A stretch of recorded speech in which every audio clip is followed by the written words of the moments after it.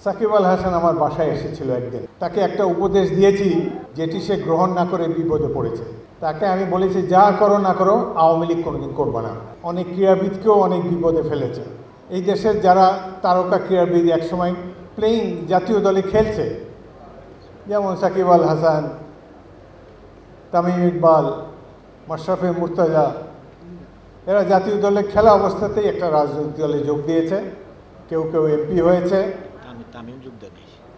তামিম যোগ দেয় নেই, বাট এদেরকে অনেকভাবে উদ্বুদ্ধ করার চেষ্টা করা হয়েছে। সাকিব আল হাসান আমার বাসায় এসেছিল একদিন। সামরিক বাহিনীর এক কর্মকর্তা, আমার পরিচিত, আমার বাসায় নিয়ে এসেছিল। তার সাথে আমার পরিচয় ছিল না, এমনি খেলা দেখেছি টেলিভিশনে। বললো যে আপনার সাথে একটু দেখা করবে, আপনার অ্যাডভাইস নিতে চায়, আপনি অনেকদিন পলিটিক্সে আছেন। আমি তো বিরোধী দল করি, সে তো নিশ্চয়ই বিরোধী দলে যোগদানের জন্য আসবে না। বললে না, আসবে। ঠিক আছে, আমার বাসায় আসলো। তাকে অনেক কথাবার্তা বললাম। এক ফাঁকে তাকে একটা উপদেশ দিয়েছি যেটি সে গ্রহণ না করে বিপদে পড়েছে। তাকে আমি বলেছি, যা করো না করো আওয়ামী লীগ কোনোদিন করবে না। তো সে এটা শুনে একটু বিমর্ষ হলো। তার ধারণা আওয়ামী লীগে গেলে মন্ত্রী হবে, এটা হবে, ওটা হবে, এমপি তো হবেই। তা আমি তাকে বললাম, দেখো, আমিও তোমার মতোই খেলোয়াড় ছিলাম, আমাদেরও পরিচিতি ছিল। একসময় পাকিস্তান জাতীয় দলে আমি একাই বাঙালি ছিলাম। আমাদের অনেক সুযোগ সুবিধা নিতে পারতাম আমরা, কিন্তু খেলোয়াড়ি অবস্থায়, জাতীয় দলে খেলা অবস্থায় রাজনীতিতে যোগদান করা, এটি আমার ঠিক মনোভূত হচ্ছে না। তোমার অনেক নাম হয়েছে, তুমি বেশ কয়েক বছর ধরে বেস্ট অলরাউন্ডার হিসাবে তোমাকে দেখছি।